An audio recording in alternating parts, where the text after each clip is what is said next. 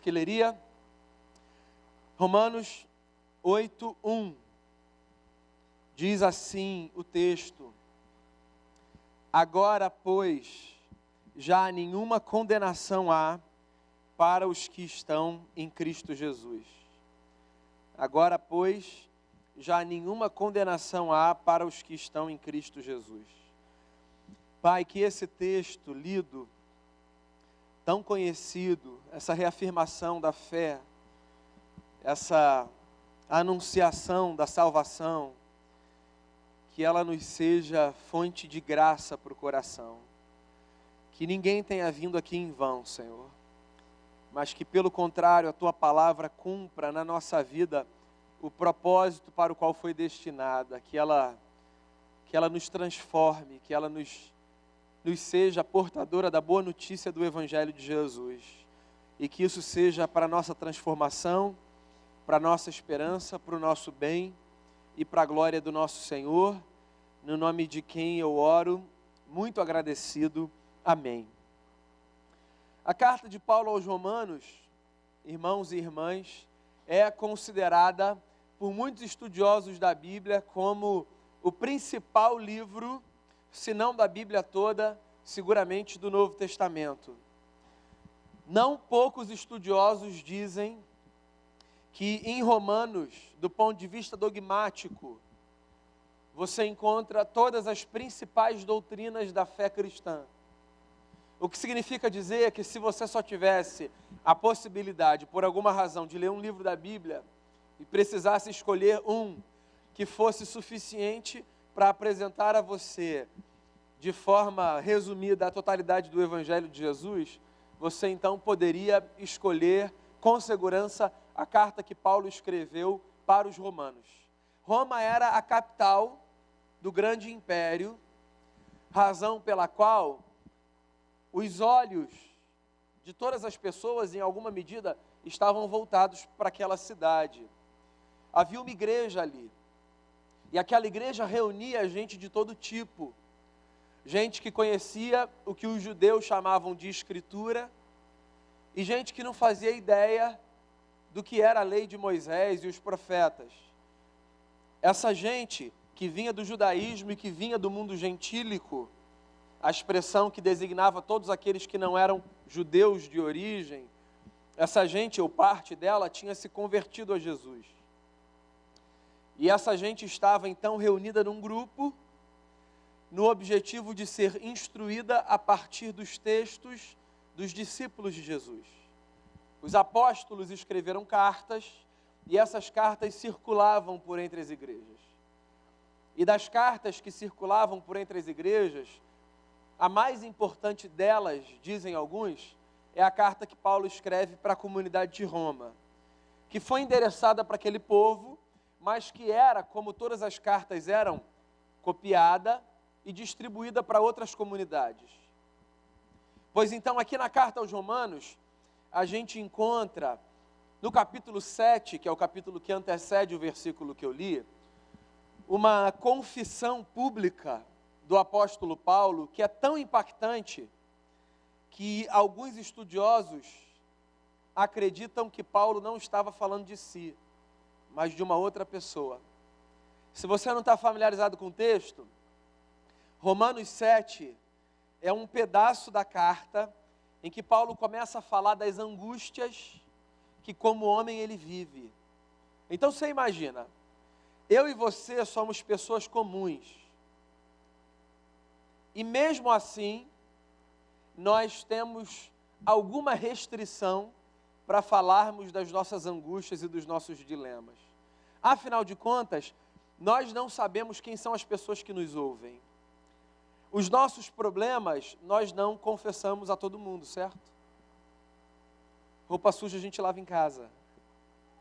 Quando a gente vai para a rua, para esse ambiente de vidraça, de exposição pública, para a praça, o que a gente leva?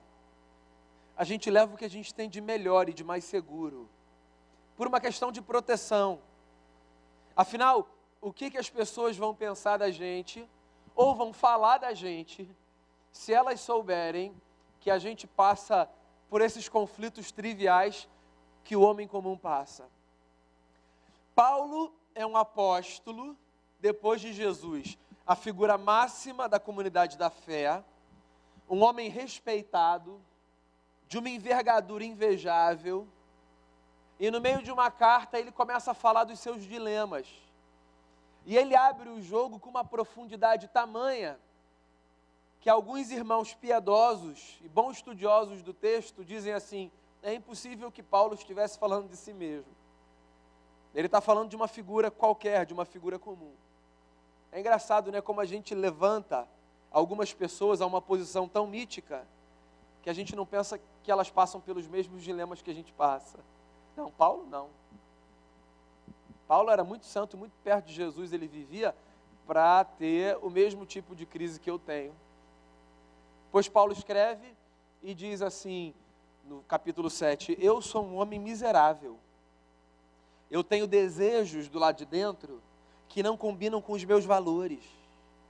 E mais do que isso, às vezes, de forma consciente, eu alimento esses desejos, sabendo que eles não se harmonizam com os meus valores.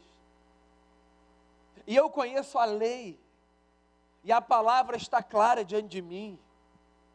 E mesmo assim, às vezes, eu faço aquilo que é contrário à lei.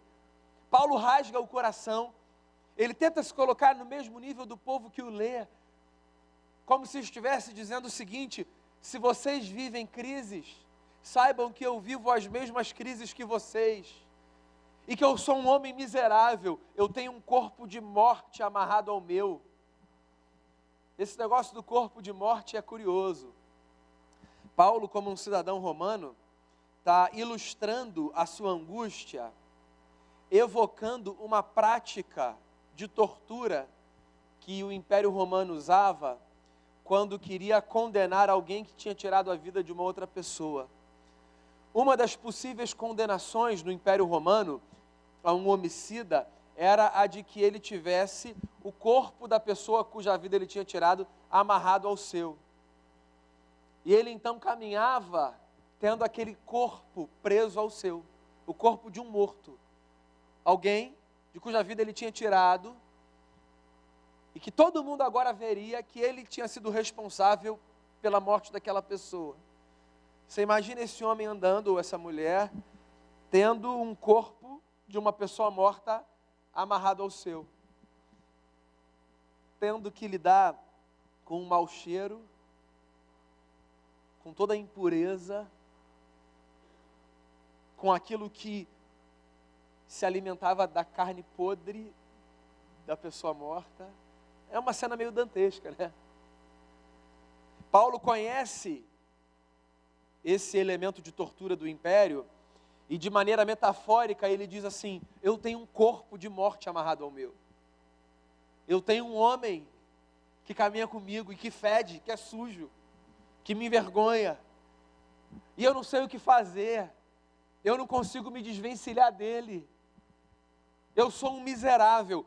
O capítulo 7 da carta de Paulo aos Romanos é o capítulo da angústia do homem que tem consciência e da mulher que tem consciência, que vivem conflitos profundos do lado de dentro. E aí a carta continua. E o capítulo 8 é o suspiro de alívio desse homem que se vê angustiado pela sua condição. No capítulo 8, o Paulo, que tinha acabado de dizer: miserável homem que sou, quem me livrará do corpo dessa morte? Agora diz: graças a Deus por Cristo Jesus. Porque não há condenação para aqueles que estão em Cristo. É a afirmação da esperança.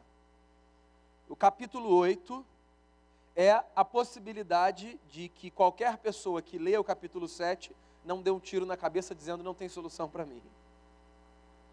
É como se Paulo estivesse dizendo o seguinte: eu estou no mesmo lugar que vocês, e a boa notícia é: ninguém precisa morrer de angústia. Porque por mais que haja na mente e no coração de qualquer pessoa que em sã consciência faça uma autoanálise, a constatação de que nós somos um poço de angústia e de conflito, existe esperança para todo mundo.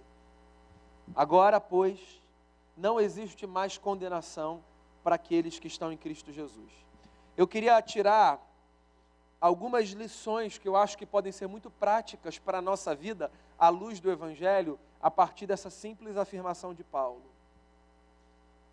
Agora, pois, não há mais condenação para aqueles que estão em Cristo Jesus. A primeira lição que eu tiro desse texto é a lição indesejada e desconfortável de que, pelo menos à luz da perspectiva bíblica, a condenação é uma realidade. A gente vive num tempo muito peculiar por algumas características. Uma delas é a nossa indisposição de lidar com o contraditório e com a má notícia, certo? Nós não gostamos do contraditório e eu acho que assim nunca houve um tempo em que alguém tenha lidado com muita facilidade com o contraditório, porque o contraditório tira a gente da nossa zona de conforto, certo? Mas eu tenho a impressão de que já foi mais fácil. É uma impressão, posso estar completamente equivocado. Porque é uma marca do nosso tempo lidarmos apenas com a afirmação.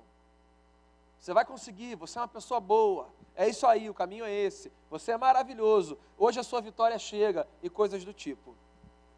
E aí vem a Bíblia como um livro que trata de assuntos diversos e que não nos dá, penso eu pelo menos, o direito de pensarmos assuntos em detrimento de outros, e nos diz que a condenação é uma realidade para a humanidade. Porque se Paulo está dizendo, agora não há mais condenação para os que estão em Cristo Jesus, o que ele está dizendo nas entrelinhas é que em algum momento houve condenação, ou que ainda há condenação para os que não estão em Cristo Jesus.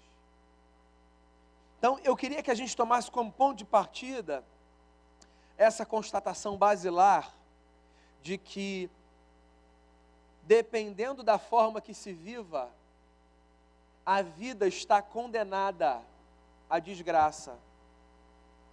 Eu gosto de uma outra estrutura teológica de Paulo para falar sobre esse tema, porque eu acho que ela lança luz sobre a discussão. Paulo foi de uma genialidade ímpar. Ele escreveu 13 dos 27 livros do Novo Testamento. Ponto. Precisa falar mais alguma coisa? 14, se você acha que Hebreus é de Paulo. Ou seja, metade do Novo Testamento veio da pena desse sujeito. Então, é indiscutível a sua importância para o nosso modo de pensar a vida. Então, foi Paulo quem pegou carona num discurso de Moisés para falar para a gente sobre a condenação da humanidade. Quando Moisés, lá no Gênesis, escreve sobre a criação, Moisés diz que Deus criou homem e mulher e os chamou Adão. Adão é uma palavra traduzida de uma expressão hebraica que significa não o nome próprio de um homem. Adão significa humanidade. Eu não sei se você já reparou, mas o nome de Eva só aparece no Gênesis depois da queda, quando o homem deixa de perceber a mulher como uma extensão de si. Eva é o nome dado por Adão, o homem, para dizer para Deus que aquela mulher que é sua companheira, em alguma medida não tem nada a ver com ele. Como se estivesse dizendo o seguinte: Senhor, cada um aqui com seus problemas. Se foi ela, é com ela, se fui eu, é comigo. Na narrativa de Moisés, a criação é a criação de um casal que recebe o nome de Adão. Eva só aparece, não enquanto figura, mas como nome em Gênesis 5. Então, Adão significa humanidade, certo? Deus criou a humanidade. E se você lê a Bíblia, o que você descobre? Que esse primeiro projeto de humanidade deu problema, bugou. deu ruim. Porque a gente rompe com Deus e a nossa vida passa a ser vivida não a partir da função, mas da disfunção. Aí Paulo, numa das suas cartas, fala sobre Jesus. E você sabe como Paulo chama Jesus? De o segundo Adão. Por que Paulo chama Jesus de o segundo Adão? Porque Paulo está mostrando que, pela graça de Deus, existe uma nova forma de sermos humanidade. Jesus é para Paulo a segunda possibilidade a todo homem e a toda mulher. Por quê? Por uma razão muito simples. A primeira possibilidade de humanidade foi condenada quando rompeu. Então, quando Paulo diz que agora não há mais condenação para os que estão em Cristo Jesus, o que ele está dizendo é que a única forma de nós não insistirmos num projeto de humanidade fadado à condenação é seguirmos os passos do segundo Adão e não do primeiro. É sermos gente como Jesus de Nazaré nos chama para ser. É aprendermos a humanidade a partir, não do homem que nós carregamos atado a nós mesmos, ou da mulher que cada mulher carrega atada a si, mas do segundo homem que preenche a nossa vida com o seu Espírito, Jesus Cristo, nosso Senhor. Então, o Evangelho, que não precisa de defesa, Charles Spurgeon, só um parêntese aqui, disse uma vez aos seus alunos que estavam angustiados na tentativa de defender o Evangelho dos falsos profetas, etc. Ele disse assim: vocês não entenderam o Evangelho não precisa de defesa. O Evangelho é como um leão. Quando você abre a porta da sua jaula, sabe cuidar de si e se defender de todos aqueles que o atacam. O Evangelho é que defende a gente. A gente não precisa defender o Evangelho de absolutamente nada. O que a gente precisa é entender que há uma boa notícia de esperança, que é a de que nós não precisamos mais viver a nossa humanidade debaixo de um modelo que já está condenado, porque existe uma nova forma de ser gente. Agora não há mais condenação, porque outrora havia, ou ainda há, se o seu modo de vida ainda é o modo da primeira humanidade. Não insista num projeto de vida que desconsidere Jesus como seu recomeço. Porque esse projeto de vida que desconsidera Jesus como seu ponto de partida é um projeto cheio de angústia, como é o projeto do capítulo 7, mas sem o suspiro do capítulo 8 da carta aos Romanos. Segunda lição que eu acho que desse texto a gente pode tirar. Se o que Paulo está dizendo é que agora, pois, não há mais condenação, o que ele está dizendo também é que ninguém aqui precisa mais ser acachapado pelas lutas que vive do lado de dentro. E eu não sei como você encara essa notícia, mas eu penso essa notícia como algo absolutamente libertador. Libertador. Pensar que eu não serei cabalmente derrotado pelos monstros que me assombram do lado de dentro. Entende isso? Por duas razões. Primeiro, porque eu tenho da parte de Deus graça para vencer cada desafio que aparece na minha vida. O que não significa, veja bem, que eu consiga fazer isso, tá? Mas o apóstolo Paulo aos Coríntios diz assim: para cada tentação há escape. Porque Deus não nos tenta ou não permite que nós sejamos tentados, para fazer jus ao texto, para além das nossas forças. Ou seja, o que Paulo está falando é que, por mais desafiador que seja viver a boa vida no Evangelho, todos nós podemos vencer os dilemas do dia a dia, porque nós não temos mais o peso da lei nos condenando. Nós não somos mais condenados por uma lei que está diante de nós para ser cumprida, no intuito de, ao cumprirmos essa lei, nós sermos abraçados por Deus.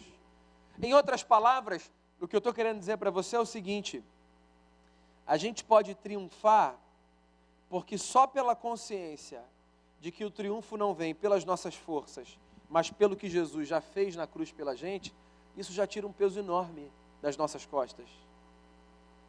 Sabe quando você vai para a partida final do campeonato e assim, o campeonato já está ganho, você vai só para cumprir tabela?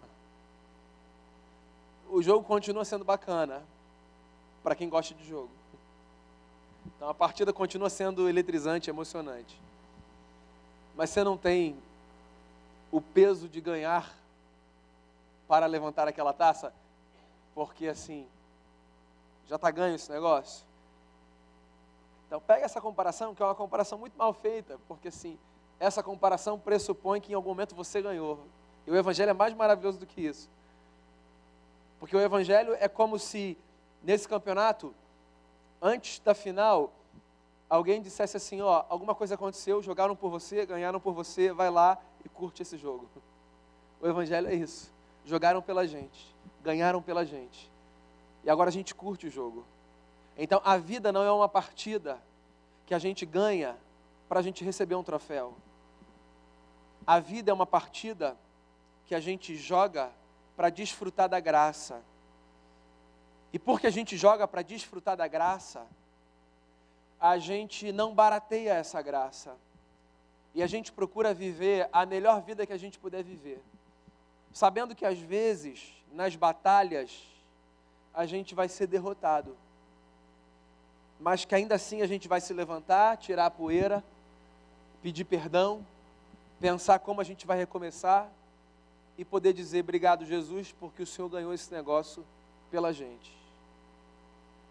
Então, agora, pois, não há mais condenação para aqueles que estão em Cristo Jesus.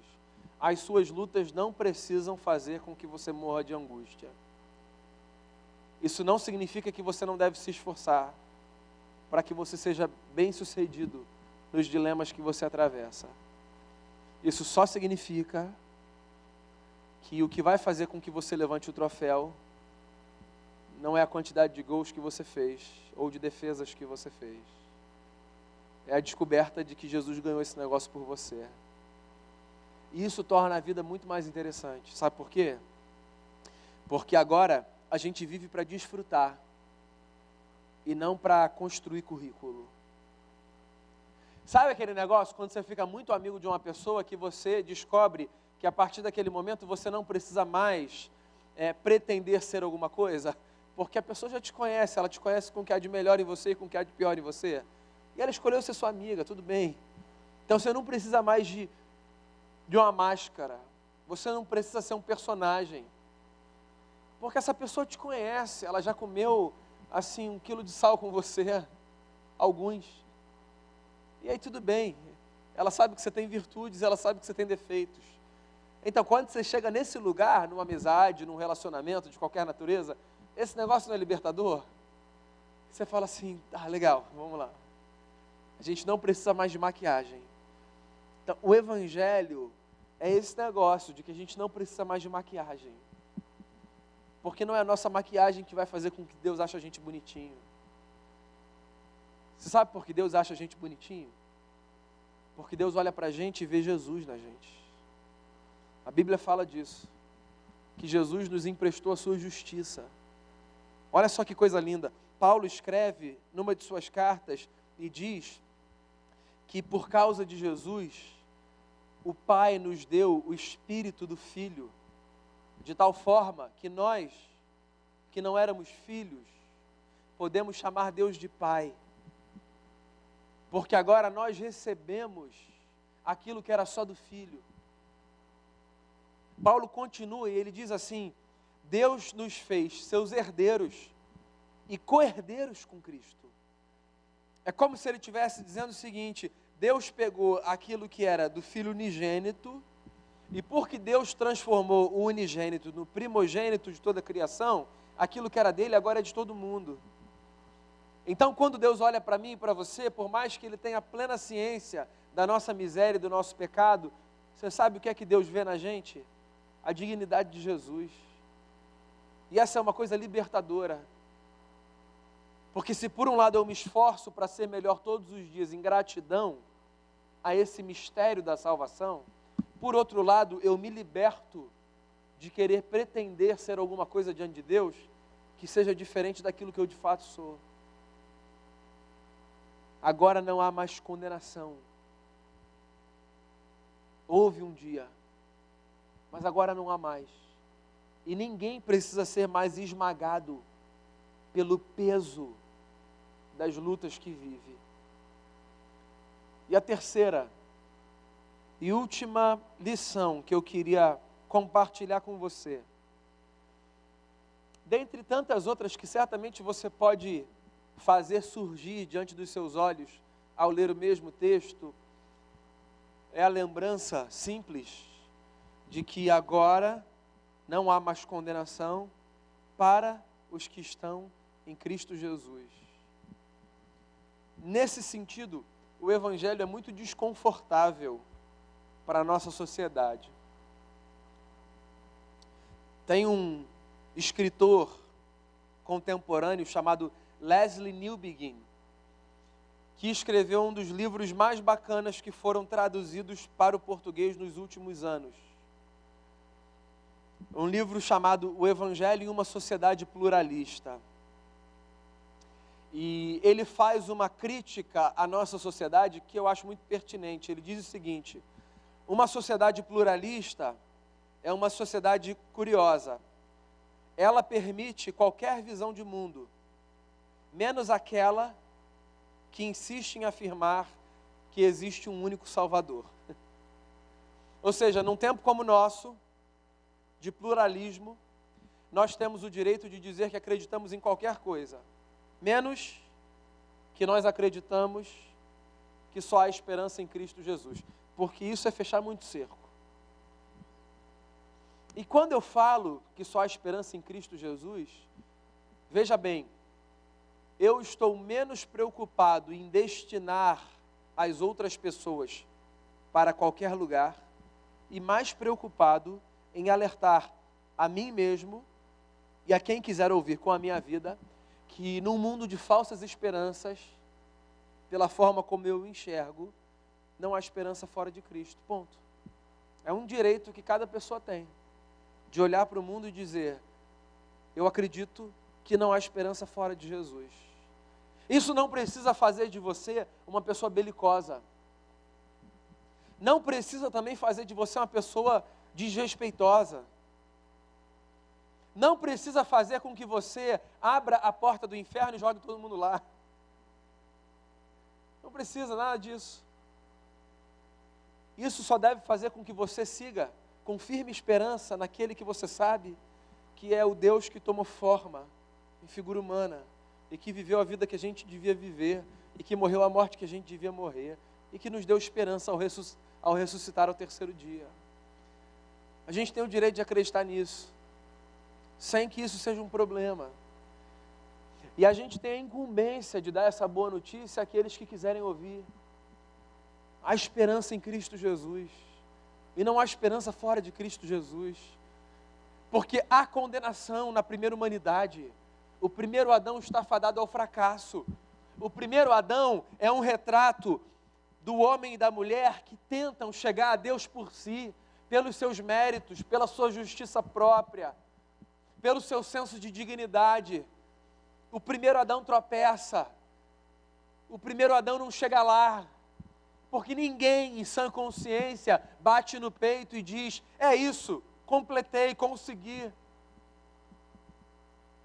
Só tem consciência da possibilidade desse encontro com Deus quem reconhece a sua miséria, olha para Jesus e diz: por favor, tenha piedade de mim. Jesus contou uma história.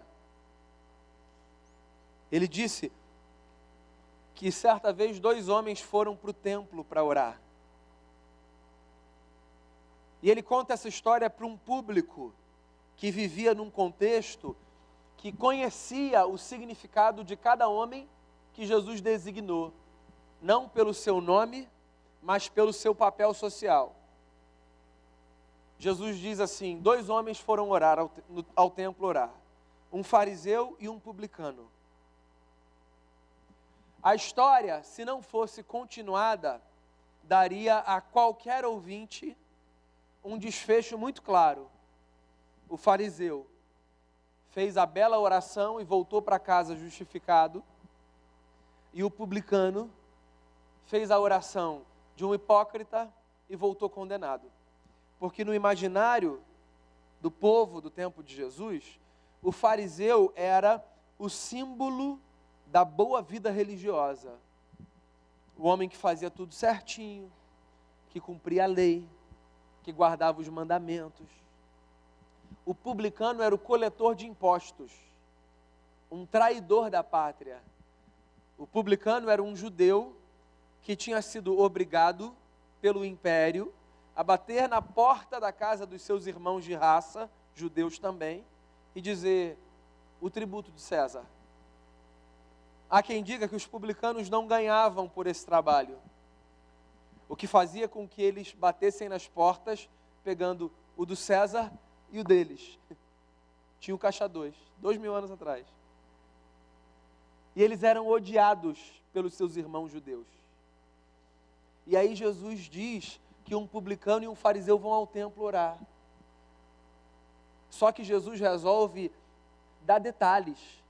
E ele diz que o fariseu, de pé, batia no peito e dizia: graças te dou, Deus, porque eu não sou como os demais homens, que roubam, que mentem. Eu não sou como esse publicano. Eu dou o dízimo de tudo quanto eu ganho. Eu cumpro a lei. Eu faço o que é justo aos teus olhos. Jesus diz que o publicano, de longe, sem conseguir olhar para o céu, esse símbolo da casa de Deus, diz: ó Deus, seja propício a mim, que sou um pecador. O publicano conhecia da lei. Quando ele diz seja propício a mim, ele evoca um utensílio da arca que ficava no templo, chamado propiciatório. Era a tampa da arca. Quando os sacerdotes iam oferecer sacrifício pelos pecados do povo, o que eles faziam era, eles pegavam o sangue do animal que tinha sido sacrificado e eles aspergiam o sangue sobre o propiciatório. E esse sangue lançado sobre o propiciatório representava o perdão do pecado. Quando esse homem diz: Deus seja propício a mim, pecador, o que ele está dizendo é: Deus, tudo que eu tenho a pedir é que o Senhor se deite sobre mim como uma tampa que eu conheço, para que a tua ira não venha sobre os meus ombros e para que eu seja perdoado pelo meu pecado. Jesus conta essa história, descreve as orações e diz assim: um homem voltou para casa condenado e o outro voltou para casa justificado. É engraçado como a vida é louca, né? E a gente faz leituras tão equivocadas. A nossa miséria jamais deveria nos afastar de Deus. Distantes de Deus estão aqueles que, como disse Jesus de Nazaré, não buscam o médico porque não se percebem doentes. Foi ele quem disse: eu vim para os doentes. Os sãos não precisam de médico. Isso. O Evangelho é essa notícia. Agora, pois, não há mais condenação para os que estão em Cristo Jesus. Seja essa verdade aquilo que embalará a sua consciência e o seu coração nessa noite. E aquilo que dará força a você para vencer os seus dilemas, para fugir da velha humanidade e para nutrir esperança dentro do peito. Não há mais condenação para a gente. Não, porque aquilo em que acreditávamos não vale mais, mas porque a lei do Espírito e da vida nos livrou da lei do pecado e da morte. É possível que você já tenha experimentado o mistério da salvação antes na sua vida. Agora é possível também que essa notícia esteja sendo apresentada a você hoje pela primeira vez. Então eu queria que você, que já ouviu essa notícia antes e já experimentou esse banquete antes, renove a sua esperança em Jesus. E eu queria fazer um convite a você, que vive ainda como o primeiro Adão. Você que caminha pelas suas próprias pernas e que tenta chegar na partida final para ganhar o jogo, para que você tenha então um motivo para levantar um troféu. Eu queria fazer um convite para você. A partida já está ganha. Jesus já ganhou esse negócio para a gente. A gente só precisa jogar o jogo da vida com muito temor, com muita gratidão, como uma resposta, como quem sabe que a festa, a gente não precisa carregar esse peso nos ombros, porque agora existe uma nova forma de ser gente. A gente pode ser gente em Jesus. Quem está em Cristo, diz Paulo, é nova criatura. As coisas velhas passaram. Ele nos livrou do corpo da morte e nos deu uma nova vida e esperança. O Evangelho é a boa notícia de que há esperança para mim e para você. Vamos ouvir essa oração cantada. Depois a gente vai orar.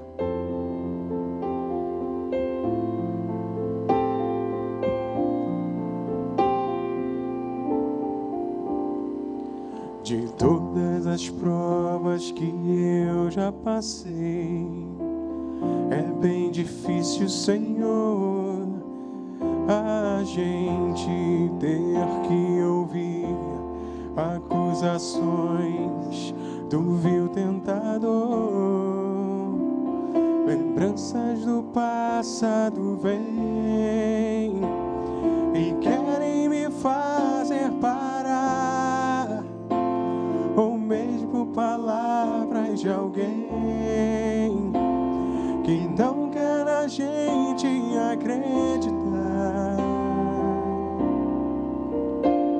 E quase parando sem força e vigor, a gente lê a palavra e encontra bastante poder para vencer e continuar a jornada e ver que o passado ficou para trás, pois Cristo na cruz tudo já venceu, e saber que dele não lembra mais, eu canto pra glória de Deus.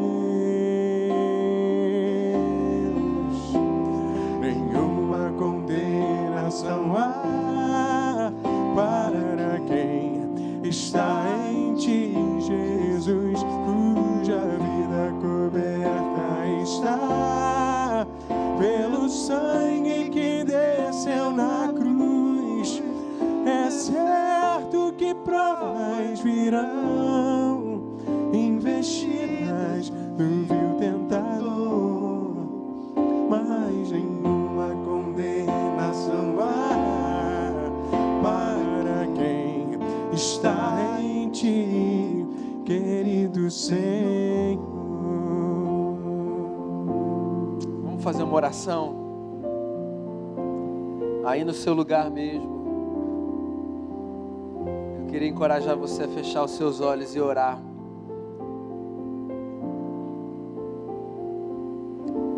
Se essa boa notícia chegou a você hoje, eu queria encorajar você a orar aí no seu lugar e a dizer: Jesus, é isso que eu quero para a minha vida, é isso que eu quero, essa experiência, essa nova humanidade. Eu quero renascer conforme o segundo Adão. Quero ser novo, quero ser leve, quero jogar esse jogo sem ter que ganhar por mim mesmo. Não há condenação para você. As suas lutas e os seus desafios não precisam fazer você morrer de angústia, porque você pode ser acolhido por Cristo Jesus. Então ore aí no seu lugar. Venha conversar comigo depois. Eu vou ter o prazer de falar mais do Evangelho para você, de explicar para você esse banquete da graça.